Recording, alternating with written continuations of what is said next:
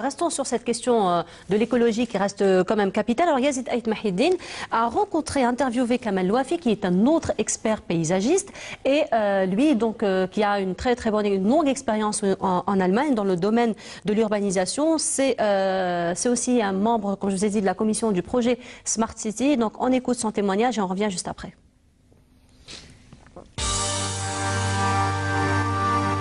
Alors Kamal Louafi, originaire de Batna. J'ai travaillé à Batna, j'ai étudié à Batna la topographie et je suis parti durant les années 80 après avoir travaillé plusieurs années pour les inventaires forestiers. Je suis parti en Allemagne et j'ai étudié le paysagisme et l'architecture. Et à partir de là, j'ai commencé après la fin de mes études en 1986 à travailler pour acquérir une expérience. Et là, j'ai senti que j'avais quand même un petit brin de créativité, donc j'ai fait des concours, je les ai gagnés et je me suis mis à mon compte et donc j'ai créé mon propre agence et je suis architecte, paysagiste, artiste résident à Berlin. Oui, je ne sais pas si vous vous rappelez, l'exposition universelle de Hanovre, c'était l'homme, la nature et la technique, c'était le thème principal de l'exposition universelle. Et là, j'avais gagné le projet de à peu près 200 hectares de parcs et jardins publics qui ont été réalisés et qui sont toujours existants. Et nous avons projeté une approche écologique qui était très importante. On était un des premiers bureaux à avoir réalisé la réutilisation de l'eau qui tombait dans le site, soit pour l'irrigation, soit pour les toilettes, soit pour l'utilisation dans des administrations. Et ça, c'était un projet un peu phare. C'est à partir de là que je suis devenu connu. Mais les projets, si vous voulez, d'urbanisme, c'est surtout les projets que j'ai réalisés à Berlin, comme un projet que j'ai fait avec M. Libeskind, un architecte quand même très connu.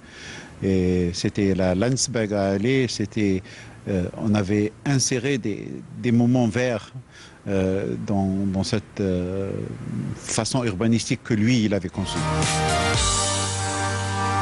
Alors le premier apport, c'est M. Louali d'Alger. Et il a fait appel à moi de faire partie dans une commission pour le conseiller, avec M. Clouche de Paris, avec M. Amrouche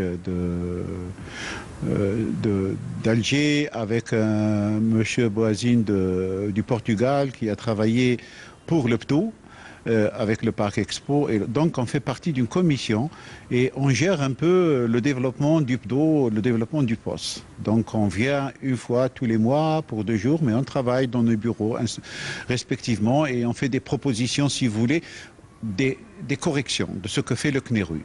Alors nous, on ramène les idées qu'on a acquises, si vous voulez, durant toute notre expérience, chacun à sa façon. Moi, c'est surtout l'utilisation de l'espace comme un élément important pour le développement de la qualité de la vie. Pour nous, c'est très important. Vous savez, les espaces verts en Europe, c'était pas facile. C'était dans l'histoire, les grands parcs et tout, mais tandis que dans les zones urbanisées et tout, c'était pas facile.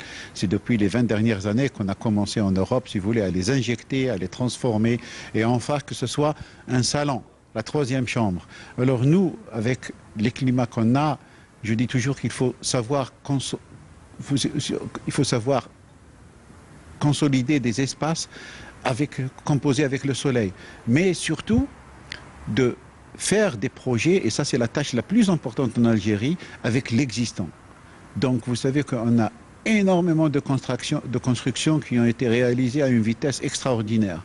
Il y avait un besoin important.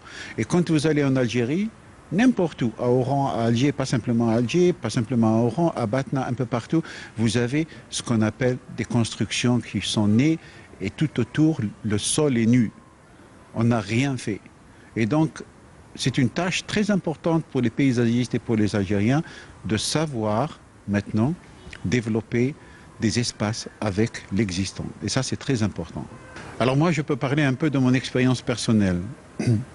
Moi, je suis âgé maintenant de 65 ans. Donc, ce qui fait, j'ai pris en charge des bureaux d'études de Batna, de CBK, et auxquels je transmets mon savoir et je les encadre. Si vous voulez, ils sont très jeunes, mais ils ont commencé à réaliser des projets. Ils sont déjà sur le terrain. Donc, je leur ramène un peu mon expérience. Maintenant, la diaspora pour le pays, ce qui est très important, c'est que nous, notre expérience, on la mette à la disponibilité des institutions. mais sans pouvoir lever le doigt et dire « je sais ». Ça veut dire que nous, il faut qu'on s'adapte aussi à ce qu'il y a ici. Il faut qu'on compose avec les architectes qui sont déjà longtemps ici. Et ça, c'est très important. Je ne dirais pas que nous, on sait plus, mais je dirais que nous, on a beaucoup plus d'expérience dans ce domaine. Mais eux, ils ont beaucoup plus d'expérience avec ce qui existe. Et donc, il faut faire un mixage entre les deux et trouver des solutions ensemble. Ça, c'est très important. Un point est très important dans tous les projets.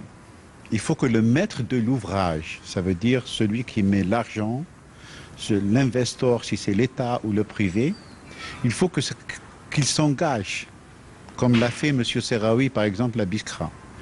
Il y a eu un engagement personnel très important. Il était présent avec nous dans toutes les étapes. Il donnait son opinion, il donnait aussi sa façon, parce que c'est son argent. Donc, on doit faire avec son argent, donc on prend en considération ce qu'il voulait lui aussi. Et ce qui est très important dans tout ça, c'est de convaincre les gens, de convaincre les administrations, de convaincre les organismes qui doivent examiner les plans. Mais le plus important en plus, c'est d'être sur place et de parler avec les ouvriers et de parler avec les gens qui réalisent cela. Et ça, c'est très important. Moi, je dis toujours que notre travail, c'est un travail créatif. On fait de très beaux dessins, on fait de très beaux concepts. Mais si la partie qui réalise cela, qui sont du matin au soir dans le chantier, si on essaye de ne pas les convaincre, on a perdu dès le départ. L'expérience qu'on a eue à Biskra, c'était quand même assez important parce que c'est des chaleurs quand même horribles des fois pour travailler. Et il y a eu, si vous voulez, une convergence de vues qui est très importante. Et je suis très heureux de dire que moi, je suis très heureux pour ce projet parce qu'il a eu la même qualité que des projets pour moi qui ont été réalisés en Allemagne. Bien que j'étais en Allemagne et je ne venais pas souvent, donc il y avait il y avait CETA, il y avait CBK qui sont de Batna, qui suivaient le projet, ou bien le chef de projet, Hakim.